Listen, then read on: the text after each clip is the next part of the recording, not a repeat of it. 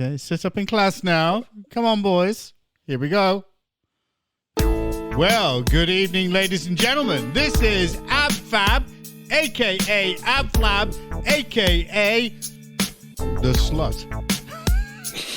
Do you have to talk like this? Yes, Slobber the slut. Vulgar. Absolutely appalling. He's terrible. Right, okay, here we are. We know, again, we already know that Steve's on, so we don't have to introduce him. Say hello, Stats. Hello. Hope we're all well this evening. Oh, don't forget our lovely listeners. Listener. The greetings. No, there's 2 now.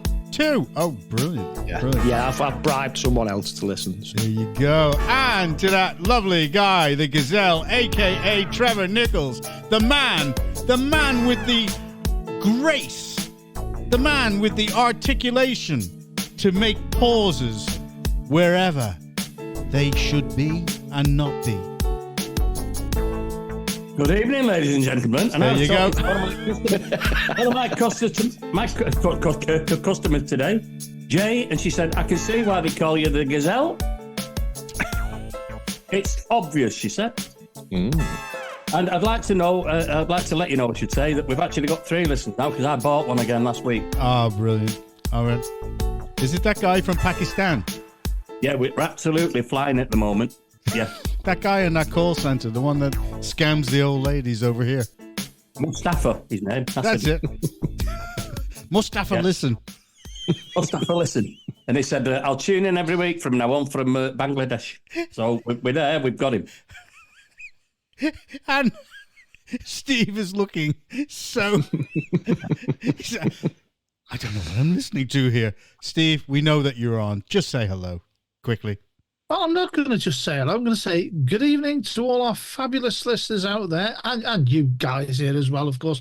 But I'm going to say fabulous, great week ahead of wishing everybody, all our listeners in Cheshire and across the world. And I've got a little something to put to them, actually, which is a little point of interest, because I hear that possibly, although I can't believe it myself, that the Dalai Lama is into gambling, because apparently he does love to bet. Now...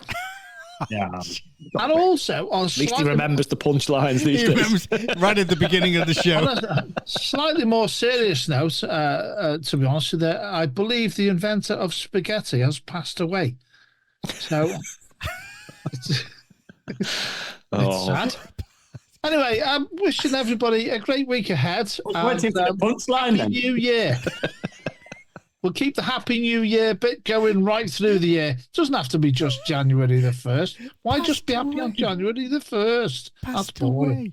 All right, okay, let's get on with the roundup. Thank you very much for those, quote, jokes, unquote, Steve. Come on, well, added some laughter in, John. That would be the thing to do, wouldn't it? You know? Anyway, okay, with the first story. Right. Calls for Archbishop to resign over links to Paula Venables. Now, you actually know who she is. She was the woman who headed up the post office during that great big scandal, the Post Office Horizon scandal. Now, nobody knows what the conversations that went on between them, because it hasn't come up and he hasn't been called in at all to the inquiry. But the one thing that I found out was that Paula Venables was considered for the position of Bishop of London. Yeah, I know that would get some shocked looks. Well, I'll tell you, I don't know about the post office scandal. I took a Jiffy bag in there today, full with some little items. £4.21 to post it. That is a scandal. I'm telling you, £4.21 to post a letter. Yeah, well, wow. This is the state of things. Now, I was surprised that she'd even been considered for the Bishop of London's position. So, after doing a little bit of research, I got this little piece. Till Wednesday. The Right Reverend David Wilborn, the Honorary Assistant Bishop of York. And this is what he had to say about it. He said, "Sir, anyone familiar with the history of the Church of England should not be surprised that Paula Venables almost became Bishop of London in 2017. In 1724, Lancelot Blackburn was appointed Archbishop of York, despite having been a pirate in the Caribbean. Okay, carry on listening.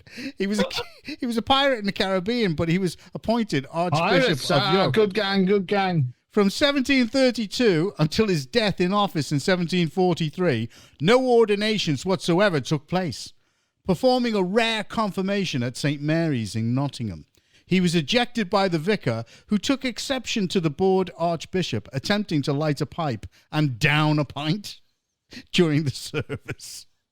Definitely one for the ladies. Blackburn dug a tunnel from his deanery in Exeter to a nearby canon's house so that he could sport with his wife. As the satirist William Donaldson quipped, his behaviour was seldom of the standard expected of a cleric. In fact, it was seldom of the standard expected of a pirate. So if they were willing to make Paul of Venables a Bishop of London after all of that stuff, there's hope for you. Well, they've got a precedent there, so I just thought I'd pass that on to you. Yeah, well, they haven't, because a woman bishop, they're going to make a bishop of where is it? A Bishop of London, no less. The Bishop of London. Well, that puts an absolute twist on bashing the bishop, doesn't it? That's blown that completely out the water. I'm not commenting on that one. That's blown that completely out of the water. Well, following on from that, the post office could change accounts on the Horizon system remotely and without the postmasters knowing from 2001, the whistleblower claims. Oh, yeah, so my letter today will go down to £1.21, won't it, I suppose, when it's actually figured through. Yeah, we're always paying for that then, don't we? That is a scandal again. Well, okay, here's the next one. Middle East tinderbox threatens to explode as Pakistan Air Force launches airstrikes on Iran at militant targets. It says are behind missiles that killed 2 children. How about that? Yeah, Pakistan. Strange, yeah, Pakistan attacking Iran. Yeah, what's that about? I can't get my head around that one. I've not seen the story on that yet. Big fight between Sunni and Shia. Oh, right. Well, he was in the 60s, wasn't he? Because he left her. Apparently, he hit her. Sunni and Cher. That's what he's on about. No. Yeah, he hit her or something. He used to beat her up. That's why she left him. Sunni and Cher. God. Sounds like she's invested in some nuclear weapons, missiles to fight back. I don't blame her. Shia and Sunni Muslims. Big fights always gone on. Everyone hates Iran. Yeah. Let's face it. Nobody wants them. Nobody likes them. No. Especially the Shah of Iran. You'll have to hang on a second. Why? I've lost the picture there. Oh, well. Where's he gone here? Where's he gone? Oh, my God. he looks like Kilroy. Oh, if only the public could actually see this. I might actually show it and say this is the man who believes in technology here. Oh my word. That's too much detail. We don't want to be seeing the underbelly of your computer. Thank you. We're moving on. Alec Baldwin is charged with involuntary manslaughter for rust shooting by New Mexico grand jury. Yeah, that's where he's gone then, hasn't he? I've not seen him in Coronation Street for years. I'm trying to find... there we go. Wait there. What's he doing now? We don't need all of that stuff that you're talking about. I'm not editing that out either, Steve. Oh, my God. Wait there. The support on this show is overwhelmingly non-existent, really. Yeah. Moving on. Okay. And the last one here. Could William be the first monarch since so long not to be the head of the church? No. What do you reckon? Do you reckon he's Why? gone a long way? The question he said he doesn't go to church that often, so he's considering not being the head of the Church of England. Well, I'll do it. You'll do it. Actually, to be quite honest with you, just digressing slightly for a moment, if I was going to start over again, I think I would become a vicar. Oh, that would be I'd quite enjoy that, to be quite honest with you. In fact, one of the sad things about being a vicar really is the fact that you'd have to officiate funerals and things like that. Although there's some which would be more enjoyable than others, clearly. Indeed, yeah, especially the political funerals. Yeah. Well, it's what it is, isn't it? But no, I think that sort of life would be quite agreeable to Oh, me. would it? Okay, all right. Okay, well, that's something. I think you've got the look of a vicar, actually. Yep. I think a Catholic priest. You'd have to give up a few other things there. Definitely. Yeah. Go ahead, Mark. I don't really think it matters. His dad doesn't defend the faith he's meant to anyway, so No, it's just finished with that guy. I farce. just do not understand. He's supposed to be protecting the church and his people. The guy is just The thing is, he doesn't have to follow it, but his job is to protect it. So, correct. No. as well as a lot of other things which they don't protect. But Did that's he for not another day. take an oath to do that? Yes, he did. So there Keep you taking go. the money, though. They all keep taking these oaths and totally ignoring them. Like all the police. I keep taking me All of them, oats every morning. I have porridge every morning. Oh, dude, yeah. And just you're wonder doing what's the porridge, point. as we know. Okay, let's move on to the national. And this is a very, very sad story. And I'm just going to open it up and then I'm going to let Steve move on it. Here we go. Horror as gorgeous toddler Bronson Battersby is left to die of starvation next to his dead father. And due to that, the police force have referred itself to the watchdog after welfare concerns were reportedly raised with them a week before bodies were found. Go ahead, Steve. Yeah, I saw this like everybody else in the press recently, and I have to say I've reflected on this quite a bit. I think we covered a story similar to where an elderly lady was found in London after quite some time, about a year ago or so, I think, if I remember right. And we covered a lot of issues surrounding that, you know. And it's a young chap, and I just want to sort of comment first of all on how sad this is, the passing of a young toddler, Bronson Battersby, a 2-year-old little lad. And he was found after he was left to die from starvation, having been found up killed next to his father who died. Mr. Battersby was a chap who had heart conditions and he'd been suffering from severe jaundice for a good few months. So clearly there was health issues and various things going on there. And he was found on the 9th of July next to his father. And I don't know what to say about this, really. I don't really know where to start other than the fact that what we're going to see is theatre played out, the usual sort of situations where the authorities in various ways make the comments that they have, which are all out there in the press. And What, like lessons to be learned? well, I don't really want to sort of use that phrase, but it undoubtedly I suspect it will emerge at some point. And he was found on the 9th of July, and there was a few visits by social services on the 2nd and the 4th of July, and then he was discovered, or they were discovered on the 9th. And referrals had been made to Lincolnshire Police. Can I just correct you? It's not July the 9th, it's January, the 9th. Did I say July? Sorry, Yeah. it's January the 9th. January the 9th. Go ahead. And sorry, I've lost the connection here. I have to say, I find situations like this, you know, we can talk about the semantics, and I'm sure there's going to be a multi-agency investigation into this, and the police have referred themselves to the IOPC and social services that will be going through various processes. Nobody's been suspended, I understand, but a social worker has allegedly volunteered to take time off. I find things like this, I look at it from a different perspective in many ways, because first and foremost, the thing that comes to my mind is that a 2-year-old boy has died here.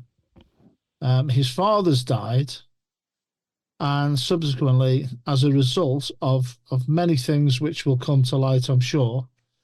So I don't really want to comment too much on the semantics of what may or may not have gone on, because I don't think that's appropriate at this time, in my view. I'm coming from the perspective that as a system of government and government agencies, and communities and as a country, I'm beginning to wonder exactly where we are going. Because the bottom line is a man has lost his life through ill health. And subsequently, because of whatever has taken place, a 2-year-old boy who was in his care has been found dead through starvation a good period of time after that. I dread to think what was going through that little lad's mind, wondering what was going on whilst he was slowly starving to death, probably cold in the process. I dread to think. I'm beyond words, really, in terms of our system as a whole. And everybody will be wanting to sort of fill the reports in, look at what's gone on, and come out with all of those phrases that we're all too familiar with.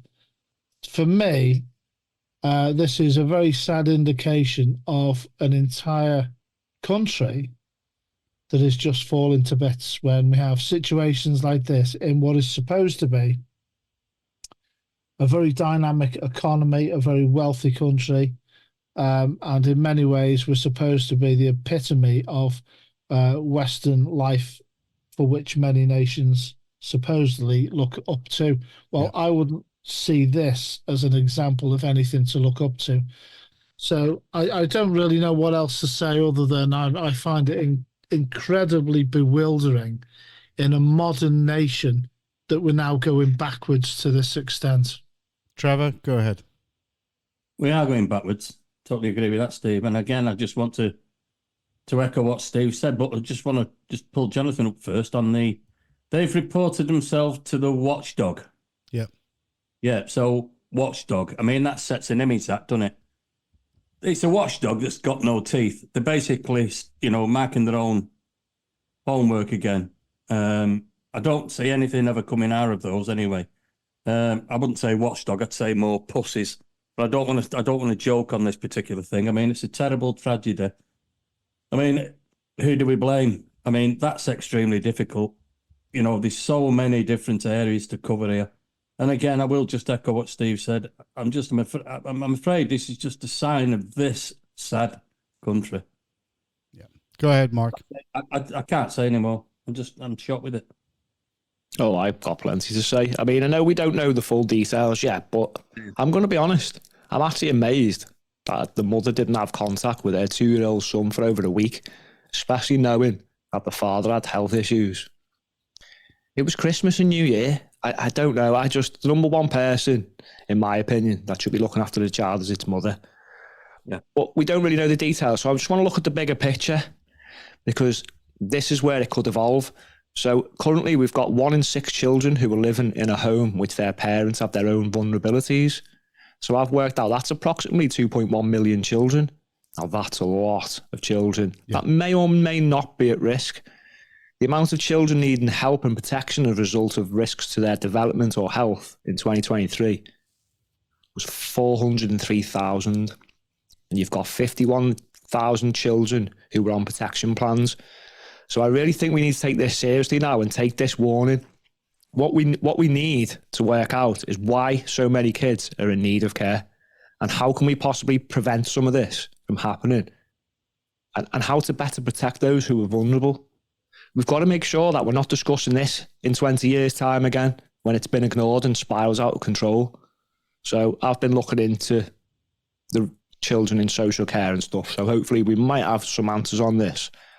But again, this links to local finances, local council finances, because adult and social care are on the rise. Something needs to be done about this and fast. It might just be one boy now. Well, that's too many, to be honest. That's one too many, yeah. But with all these people and all these checks going on and all this stuff, this can't be allowed to spiral out of control like all the other stuff we've been talking about recently, grooming gangs, post office, on and on and on and on. It never ends. But we need to take this seriously from the word go. Where does community come into it? Because... Well, that was my final point, John, because remember the day when everybody used to know their neighbours? And if you hadn't seen them for a while, you'd be wondering why. You'd ask, yeah. There's no community anymore with, well, I'd say with the homogenous people, to be honest. Apart from in rural towns, you've got nothing in the built-up areas. Half the people don't even know your neighbours anymore. That's true. It's just not good. This wouldn't. I don't think this would have happened maybe 30, 40 years ago. Not in the places I've lived anyway. You know. Yeah, but it didn't happen 30, 40 years ago, did it, Mark? No. People knew. Not to my knowledge, no. People knew. My big question is, if this man knew, and people knew of his health condition, for somebody just to be able to, have a heart attack like that, was there any foreknowledge of his health condition at all?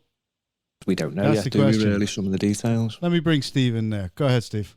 Well, apparently he was, because of his heart condition, he was suffering severe jaundice for a few months, according to the report. But you've hit on a point there. You're talking about community, and I think this is a big issue, actually, because we've talked about this on many occasions, I think, if I remember right. Now, noises were heard in the report. It mentions that noises were heard on the 1st of January, where this young lad was allegedly calling for his daddy. And yet, seemingly, and then all of a sudden, these calls, they stopped at some point, but nobody went to check. This was the 1st of January, and then social services called on the 2nd and the 4th. But nobody raised the issue of this little lad being heard. So I don't know whether that was due to initiating the social services going round. But they went on the 2nd and the 4th, but he was found along with his father dead on the 9th. I just find it incredible now, do we really know each other anymore? Is an interesting point in my view, and a concerning one. Have our housing estates now become mere places for investors to buy housing to rent out, where people come and go on a continuous basis in and out of properties, and that communities, if you can call them anymore, are now becoming so fluid that people don't actually know each other anymore. And the ones that are there were just so fixated by living in little boxes and not speaking to each other anymore. Trevor, go ahead. Yeah, I want to bring one point up there that sprang to mind with me. My next door but one neighbour had a stroke. He's only about his 2nd stroke now, actually, Alf. And lots of people in the community have been asking me, because obviously I've been here one of the longest, and Alf's been here the longest. And I've actually gone in there, I've checked out. I've got a message of his social workers, actually.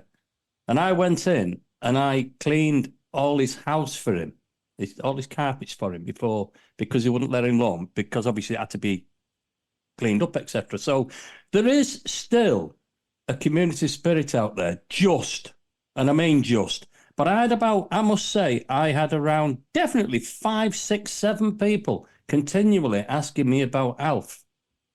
So that was good. Yeah. So we're not quite, in the gutter yet, but we're certainly we're on the edge of the pavement. Let's put it that way. I do agree, but that happened in my community, so I do want to just clear that up. Go ahead, Mark. Sum this up, and we'll move on to the local. I just hope, again, this gets dealt with properly, and then they look into how to prevent this further. I just don't want social workers blaming police blaming the social workers 20 years later. Then we find out some details, and then it's a scandal, and it's happened to more kids, because that's how all these things start. Yeah, indeed. But, just as a finishing note, and another sad thing was the house got burgled, I think, a day or two after the deaths, and someone stole his wallet and some jewellery or something. It's just, there's some despicable people. Now, there's some despicable people on this planet. Absolute And scum. if we can get them out this country, the quicker the better. Whoever they are, I don't care. Okay, well, a very sad story. Let's move on, because this is another sad story. But it's something that we can have a little bit of jibe of humor about. Tell me something. Cheshire East Council says they're not at risk of going bankrupt, says councillor. Who wants to go on this one first? Yeah, well, we know all about councillors, don't we? Me more so than most, I should say. Indeed, right? And I just want to say that, what is it? Cheshire East, is it? There was, I mean, that's just, for me, that's just the chicken feed council. I know, basically. 13 million, they say their debts are. And they've got 14.1 million in reserves. I mean, you know, this is... that in me blaming me Irish lottery fund. 13 million. With Warrington nearly 1.8 billion going on over 2 billion in debt. That is chicken feed. But we've nearly made losses. In fact, we've made more losses than 13 million, I'll have you know. Now, Warrington... just some of the investments. Hey, that's just some of them. We're not even started yet. Now, Warrington is third highest in the country's debt list. We are Premier League, baby. Okay. This Macclesfield... The North rules. Okay. We've got the biggest bankrupt councils. Birmingham, get lost. Get lost. Okay. Thurrock, get lost. We've not even gone bush yet, and we're up to 1.8 million. Billion. Actually, I might get I might get caught on that one because Thurrock do have quite a massive debt. But go on. Well, I'm going to go into this a little bit later because stats can probably help with this one. When I ask, that's the question later. The Macclesfield councillor congratulates his office. Macclesfield. Macclesfield. Are they German run? Macclesfield. No, it's Austrian. The Macclesfield councillor congratulated the officers on bringing down the predicted overspend. So it can be done. Oh, yes. So it can be done. Now, there's a common denominator here. Stats can probably help with this. The common denominator in all these councils seems to be Labour. Yeah. Not all of them. No, I looked into the 6 or 7 that had gone that had the notice. I think only 2 of them were Labour. Only 2? No way. So. Yeah. Well, no way. Well, look into it. I think you'll find it wasn't all Labour. So the other one was Liberal, and the other one was... I can't quite remember. There was Conservative. Oh, no. As far as we're concerned, they're all Labour. I don't care. Well, Conservative, they're all Labour. I think we'll have a recount on that. Yeah. Who was Thurrock? Thurrock used to be... UKIP used to be massive in Thurrock for councillors. That's right. He still didn't hold the place, though. He couldn't even win the election, could he? No. They didn't hold it, but they were certainly massive around that area. So I'm just wondering... You didn't see that. You didn't see that. Mrs. Ingram came in with really angry, right? And he was so he looked like this. He was so submissive. What have you done, Steve? Or what haven't you done? We saw that. Yeah. Can't hear you. You've muted yourself. Well. I'm trying to. I'm not going there. Moving on. He's not turned on the slow cooker, has he? There's no tea. You're dead meat. Go ahead. Go on. Sorry, I interrupted there. Go ahead. Yeah, no, I finished that. I mean, on about dead meat. I mean, if vegetarians are so good. Yeah. Sorry, if vegetables are so good, can you explain to me why vegans are always trying to make them taste like meat? That's weird, that. I just thought to throw that in then. Vegetarian chicken drumsticks. Yeah. That. Sorry, I diversified. Seriously. Yeah, I mean, I'm going back to chicken feed, you see. That's what back to chickens. Chickens. I mean, Chester Council, catch up. Oh, God. We've not even got bush yet, and we're 1.8 billion and counting. Yeah. Our losses are bigger than most of their debts. Tell you. Warrington are leading. They're leading. The North is leading in this. Go ahead, Mark. Yeah, I'm going to make a prediction. I don't think Warrington are too far behind these other councils. I don't think it's long until they get the S114 notice. That's it, the Section 114. I mean, but what we keep saying recently is the likes of all these councils that have gone bust, it's got to start somewhere. And where did it start? Tens of millions, hundreds of millions. Yep. I think we can see the cracks appearing here. But why, again, they're blaming social care, which links back to the story we've just discussed. Costs of adult and social care, yeah. But rather than Labour playing the blame game, it's the Tories and funding, maybe we should be doing what I said earlier and finding out what's wrong with child social care and start opening up the question. Why is it so expensive? Yeah, why so many? Plus, how can we care for the children better so they aren't vulnerable and in need of care? Surely we can lower that number rather than it increasing and arguing over the funding. Yeah. So again, I've looking into that a little bit, but it's going to be interesting because does immigration play a part?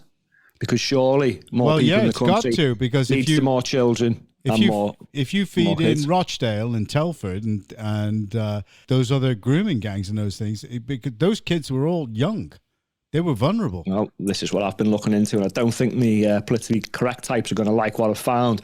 But this is going to be an interesting one. So when Labour are in, no doubt they're going to open the floodgates, aren't they? And raise the population, while simultaneously they're going to complain about a lack of money and people being poor. Let's take the positives from a Labour government, if that's possible. Isn't it going to be fun to see who they blame for this lack of local funding when it's their turn to fund it? Yeah. What are they going to do? All these things like frontline stuff, NHS, all that. Are they going to cut that to cover social care? I doubt it. So my guess is going to be they're going to borrow even more money than the fake cons, and the economy will be even more destroyed. Who are they going to blame them? I'm just looking forward to watching these. Sorry, piss poor socialists running a country. I'm going to bring Trevor in on that one. But Labour have said that they are going to borrow. Yeah. But whether that borrowed money, which they're borrowing to actually help develop the economy, is going to be ring fenced for those intentions, I don't know. Go ahead, Trevor. Yeah, one of the major problems we've got is that I don't really see them. I mean, obviously, you've seen it in the news, where all these dinghies that are arriving in Dover or wherever they're arriving. They're all being shipped in. And we've got all these 11 and 12-year-olds with beards that are being put straight in to the children's care centres. Now, that must be taking a load of money, that. Yeah. Because they've got them in there, and when they do the teeth check recognition on them, they're all 27, but they've all got beards and they all say they're 11. So that's putting extra resources onto the community. Onto the administration. You're right. It's just, we want more money, money, money, money. Now, how about fix the problem? Why you keep needing more money? Something's not right again. And it kind of, as I said, it links to the first story. It's just, they'll leave it, and you can't buy your way out of stuff like this. No. These councils aren't good. They're not going to get more money. Well, they're hoping. What they're going to do. That's what they ever do. They throw money at the problem and they don't realise that they have to actually... You need to look at why that problem's increasing and try and decrease it. It's simple, really, but, these are simple people can't even... Yeah, I was having a conversation with somebody online the other day, a lady who kept saying, well, it's all to do with the underfunding of the councils. It's all down to the government. It's their fault because the council... I said, hang on 1 minute, right? Why are some councils doing okay? Yep. And why are some councils not doing okay? Wigan froze their council tax for 7 years. And they put it up last year for the first time. 7 years. Yeah. They all get pro rata. They all get the same money off the government. Mm-hmm. So why are some failing and some aren't? Yeah. And she went, "Oh, I'm not going to discuss this because I don't want to get into an argument." I said, "I'm not arguing. You started it. She put up the debate. I joined in with the debate, and then as soon as you start pointing out the errors of her particular subject, run away. They run away. She said, "I don't want an argument." I said, "They're in denial." I'm just actually telling you what's happening. Can you explain to me why some councils, manage and some don't? It's mismanagement. That's what it is. Some councils do. They're in denial. They don't want to admit it's bad management. Don't blame the Tories. I'd love to see them blame the Tories. I love to see them blame the Tories next year when it's their mess. Yep. Yeah, but the thing is, everybody blames, when everybody tries to raise a subject or whatever, they always shoot the messenger, don't they? They don't want to have the discussion because they say, "Oh, you're arguing, you're causing trouble, you're doing this, whatever." Yeah. And it's just like, when does anybody anymore have a sensible conversation about solving something? When does anybody just stop and take stock of where we're at? We're going Parliament, PMQs. No. It goes to some of the more... We've covered this many times. Select committees. No. You're missing the point here, John. The thing is... Watchdogs. We're looking, as a society now, constantly looking for solutions to problems. What we're actually looking for is accountability. No. Yeah. No. Yeah. What we're actually looking for is Reform UK.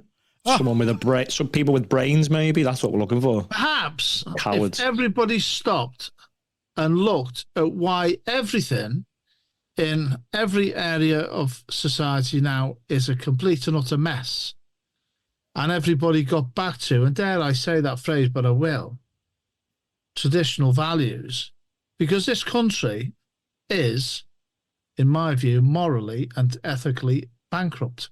We're talking about financial bankruptcy here. This country has lost its way.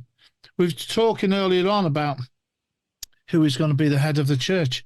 Well, are we going to have a church anymore? Do people use the churches? Do people believe in the church? Nah. Whether people, I want to stay with this for a minute because it's important. Because not too long, because we got to sum up.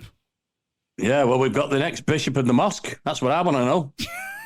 The fact of the matter is, we've got no format upon which anything is based anymore as a cornerstone to provide any kind of guidance. Because after 13 years of conservative rule, all they've done is sown the seeds of division. No, you can go back to Labour, you can go back to the Conservatives before that, and Labour before that, whatever. That is a misnomer to some degree in terms of no. the state. 13 years is long enough for anybody to help destroy a country. This country hasn't been destroyed in 13 years. I'm not excusing what they could have done something to actually fix the problems. Well, the point I'm making here, John, is it rises a little bit on the next level above that, which is the state of the thinking of the nation as a whole, because we cannot expect now any political party, I don't care what anybody says, any political party, any political policy making to solve the sheer scale and size of the moral deficiency of this country. It goes way beyond that, and it starts by people looking in the mirror, and it starts by people applying a different way of living. Okay, Mark, come on, sum this up and let's move it on. Yeah, I'm going to start a book on this one. I'm going to take bets. Who's going to be the first Cheshire Council to go bankrupt? I think I'm just going to... I think Warrington are probably the worst odds on this one. No, I reckon it's going to be Cheshire West. They're a little sneaky dog, that one. I bet you... Clear outsiders, John. The favourite's got to be Warrington, I'm afraid. I claim that one. I said I'm taking bets. February, and we still got time, plenty of time. I'll give you 1 to 5 on Warrington. I'd go along with that. I would. I'd go along. I'll change that. 1 to 10. So what is it going to be on Cheshire West? 7 to 2? I'd go a bit bigger than that. No, I'd say about 10 to 1. Let's just dream up some new taxes. It's coming, but not just yet. I think Cheshire East probably coming second. Well, I think we want to find out whether or not all the taxi drivers in Cheshire actually speak English. Want to know? Okay. Because I want to drive a taxi. I want to drive a taxi. I want to be an Uber guy. Where you going? Chaka chaka chaka chaka. It's all right, because the sat nav has a language converter, so they're fine. That's right. What did he say? Chaka chaka chaka chaka. Where you going? You just write down your street and he types it into his thing. Problem solved. Did you ever see that Family Guy with Peter? Peter actually became an Uber driver, and he walks in a suit for his interview, and he says, "You're now an Uber driver." And then the next minute, he's got an open shirt with a big medallion on it, and he's going, "Where you go? Chaka chaka chaka chaka." Well, one word of advice from experience of someone I spoke to: probably don't get Uber to pick your shopping up from Asda. Okay. Yes. Because you might not see it. There's a bit of a spate of this going on, and Asda aren't that bothered. Yeah. They'll refund you, but hey ho, just food, innit? Well, there you go. Trevor, last one, go on. Last one, this is gospel truth again. I got a taxi. Did you get it from The Guardian? If it's gospel, it's got to come from The Guardian. Yep. Yeah, our Warrington Guardian it was. I rang a taxi and he turned up and I said, over to Causeway, mate. And he set off. We was playing darts and he set off, Mark, and he went down the old Liverpool road and said, whoa, where are you going, mate? Causeway. He said, Whirlpool Causeway, Bridgefoot. oh, you said Causeway. I said, what do you mean I said Causeway? Yeah, Whirlerspool Causeway. It's near Bridgefoot. Oh, it's your accent. My accent? I swear to you. Your local accent. My accent? Your local accent, he said. I lived in Warrington, never had a problem with your accent. Yeah, Just saying. I thought, are you joking or what? He was winding me up. He was checking me. Well, I Trevor, can't understand a word of your Warringtonian accent there, Trevor. I think you need to learn some good English.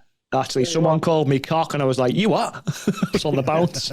And then someone said, you come in the chipper? And I was like, what the hell's that? Chipper. Oh, from that, We're it was on all the right. chipper. Chipper. Well, there we go. Okay, Stevie, no language barriers here. Get to the bar. No, I've told you. Wait there. I'm fed Oh, up no, with he's going to that. show his empty wallet now. I'm saving up for a new bike. The frame alone is £650 just for the frame. There are no wheels in any, just the frame, that is.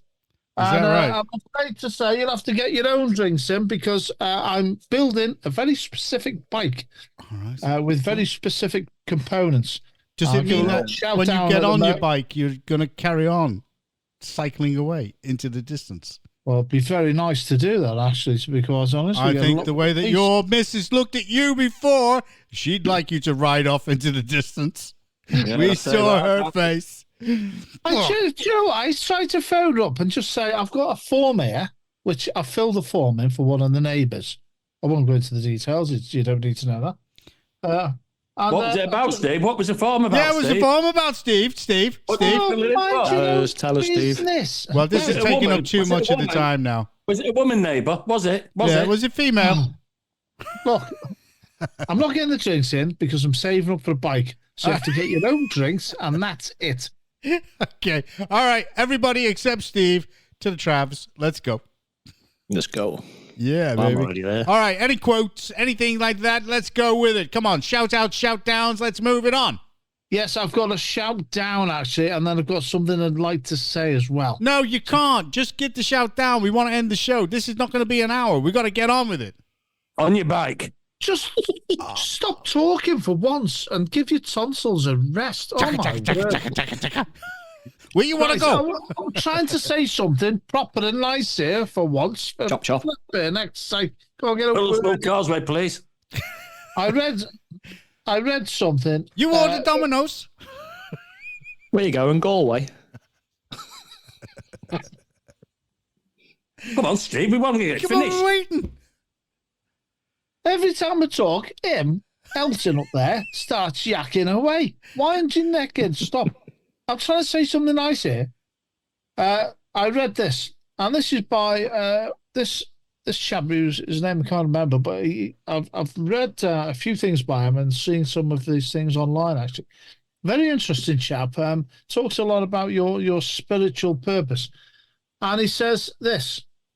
He says, be great, powerful, and mighty by remembering you are a spiritual being with dignity, direction, and purpose. And I think everybody should attempt to live their lives by remembering that and who exactly you are, because, to be quite honest with you, as I have a greater understanding of who I am in life as I get older, it is why, being slightly serious for a moment, I fear no organisation, no individual, and I fear nothing. So there you go. And by the way, my little shout down is to poor quality bicycle components. So there you go. Okay. All right. Pretty quick. That was worth the wait. Yeah. Yeah. Go ahead, Gazelle. Yeah, just a quick quote, if I may. So, if I make you breakfast in bed, all I need is a simple thank you. Not all this, how did you get in my house nonsense. And just another quick one. I'm not saying that I don't like you. I'm just saying that I would unplug your live support to make a pot of coffee. Very good. Don't spare the electric, baby. All right, Mark, go ahead. Are we allowed to tell Paddy jokes? No, Yeah. I swear that actually. And I'll do a shout out instead. Don't want to upset anyone. Do you know what? I'll do a shout out to Catherine Burble Singh for actually standing up to religious zealots. Yep. She just wants to run a good school. But there's a certain section of the community, so we say. He wasn't happy with that, and they're never happy about anything. So she's being taken to court. I think she was at Michaela Community School she runs. That's right. It's one of the best rated Ofsted schools for a reason.